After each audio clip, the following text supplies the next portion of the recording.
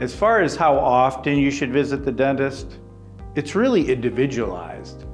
It depends on issues that you're having. Some patients we recommend every 3 months.